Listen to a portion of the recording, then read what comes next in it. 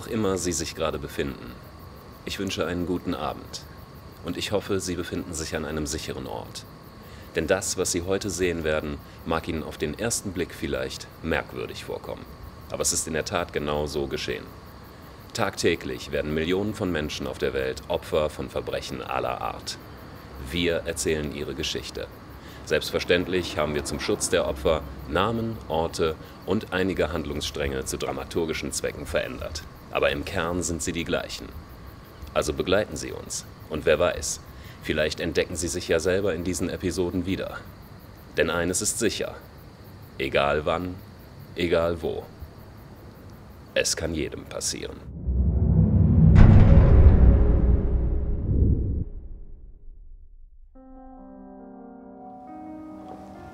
Gehen Sie in Ihren Erinnerungen zurück. Was war das damals für ein Gefühl, als Sie Ihre erste eigene Wohnung bezogen hatten? Hatten Sie sich gefreut oder war Ihnen eher unwohl? Sollten Sie Zweiteres verspürt haben, muss Ihnen das nicht peinlich sein. Denn mit der ersten eigenen Wohnung haben wir gelernt, was es heißt, Eigenverantwortung zu übernehmen. Sei es nun sparsamer mit dem Geld umzugehen oder auf die Nachbarn Rücksicht zu nehmen. Und wo wir gerade beim Thema Geld sind, hatten Sie genug Geld gehabt für eine Erstausstattung oder wurden Sie finanziell unterstützt?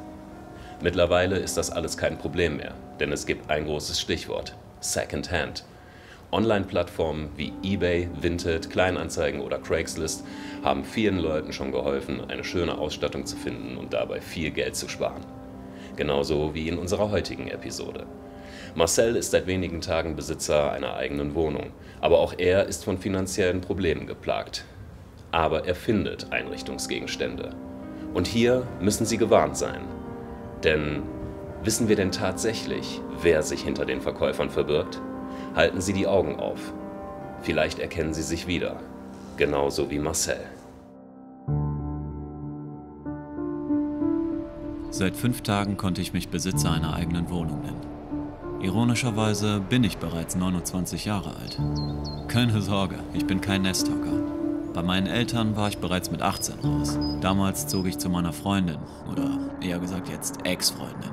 Ihre Eltern hatten ein Haus und da habe ich mit ihr auf einer Etage gewohnt. Aber was soll ich sagen? Es lief nicht mehr.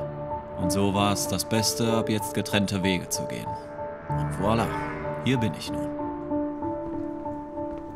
Das Problem an der ganzen Situation war, Sparen war nie wirklich meine große Stärke. Ich war fast blank. Und ich brauchte dringend eine Einrichtung. Und die paar Möbel, die ich von meiner Ex-Freundin mitgenommen hatte, hingen jetzt irgendwo auf irgendeinem Rastplatz fest.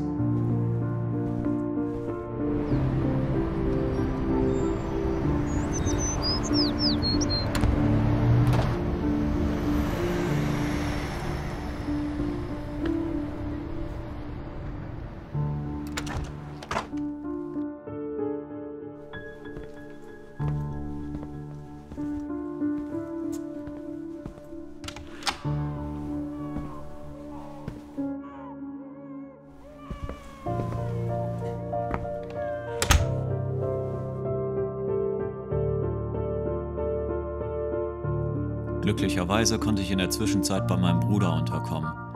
Und dort surfte ich immer wieder mal im Internet nach gebrauchten Gegenständen.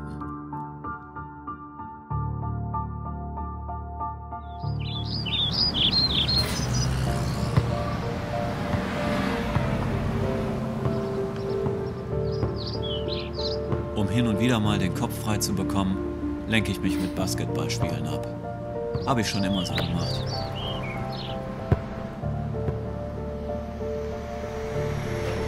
Ich bin jetzt aber kein Profispieler oder so. Ich werfe einfach nur ein paar Körbe, bewege mich ein bisschen und sowas, um einfach nur mal so die Welt um mich herum zu vergessen.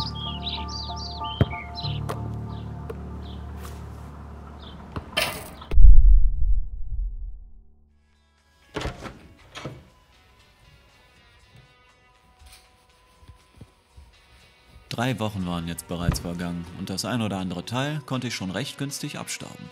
Ein Kleiderschrank zum Beispiel, ein Esstisch und eine kleine Küchenzeile. Langsam wurde meine Wohnung echt bewohnbar. Was ich jetzt nur noch unbedingt brauchte, war eine TV-Bank.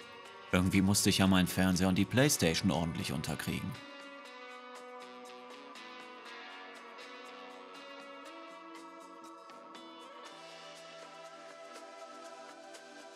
Ich schien Glück zu haben, denn plötzlich wurde ich auf eine Anzeige aufmerksam, die sehr interessant klang. TV-Bank in Weiß. Ordentlicher Zustand? Das klang doch nach was.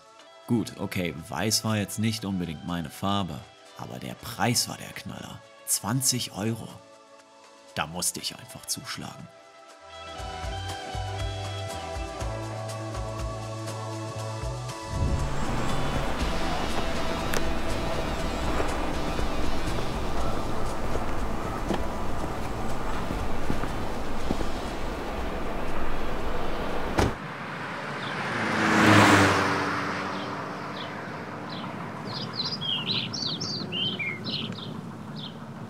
Ich hatte tierisches Glück.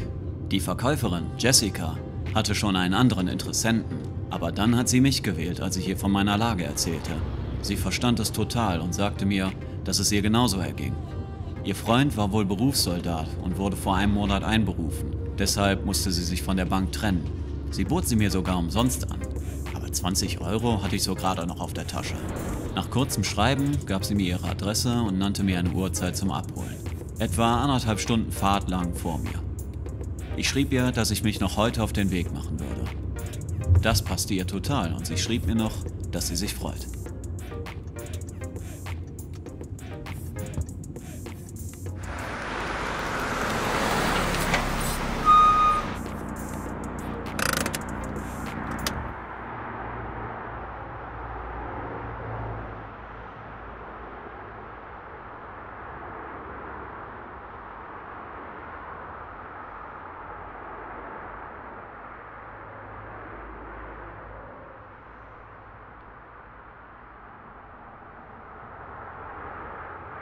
Ich wollte noch mal sicher gehen, dass es für sie wirklich okay war, so spontan vorbeizukommen. Also schrieb ich ihr eine Nachricht.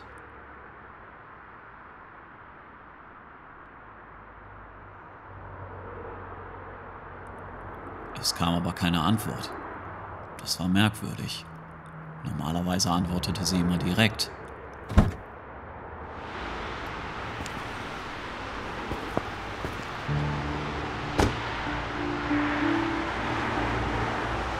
Ich wartete also erstmal ein paar Minuten, vertrat mir ein wenig die Beine.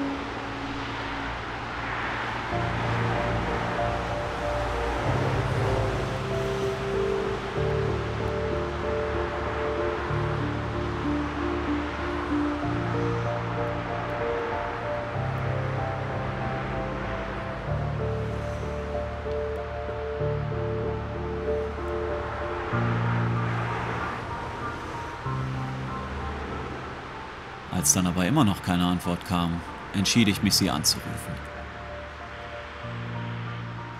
Es klingelte. 2-mal. 3-mal.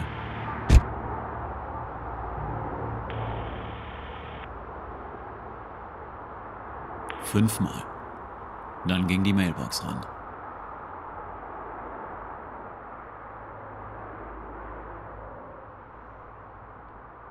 Mein Navi zeigte mir, dass es nur noch 20 Minuten bis zum Zielort waren. Also entschied ich mich, die letzten Kilometer einfach weiterzufahren.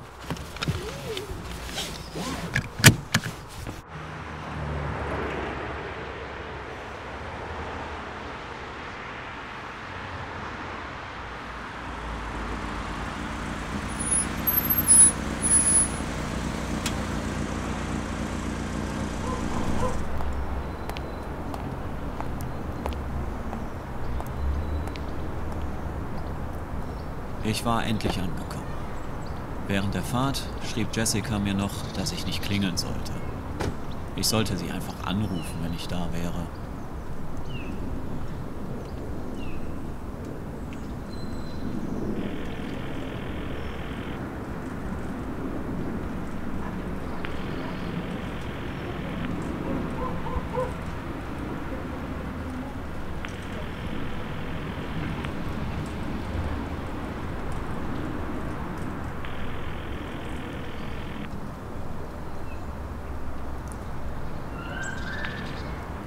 Aber wieder ging nur die Mailbox an.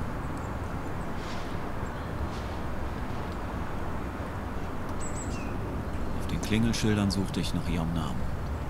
Und da schrieb sie mir plötzlich, ich solle einfach reinkommen. Die Tür wäre offen.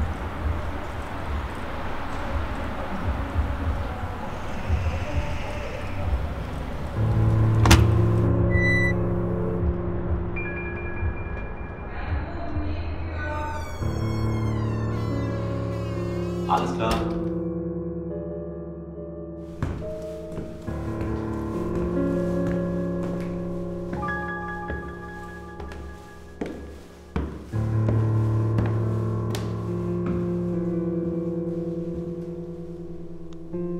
Jessica, richtig? Irgendwie bekam ich ein ziemlich ungutes Gefühl. Etwas an dieser Stimme klang merkwürdig.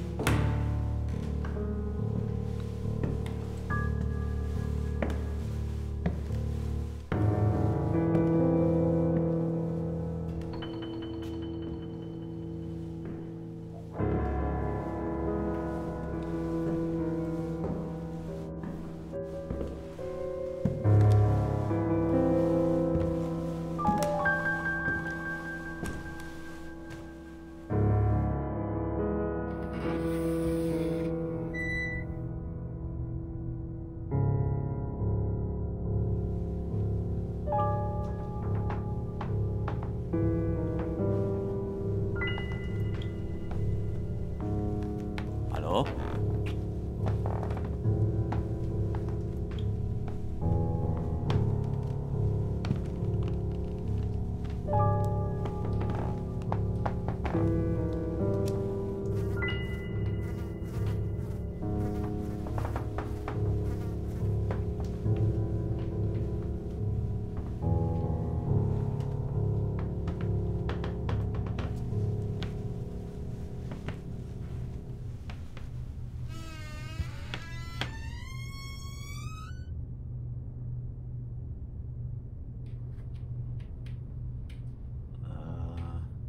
Jessica?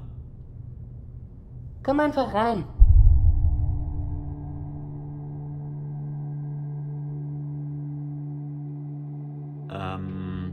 Ich komme gleich nochmal wieder. Ich habe das Geld im Auto vergessen.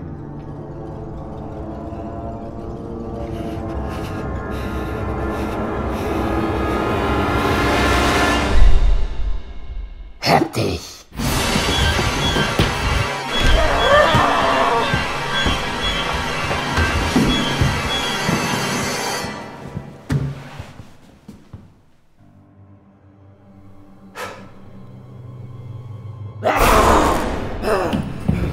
Dafür, du bist geboren!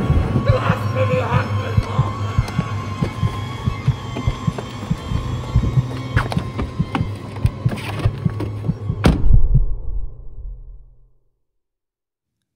Ich war noch nie so froh, in meinem Auto zu sitzen und von da weg zu sein. Als ich zu Hause ankam, blockierte ich sofort die Handynummer, die mir gegeben wurde. Die Anzeige wollte ich auch melden, aber die war schon verschwunden. Sollte mir recht sein.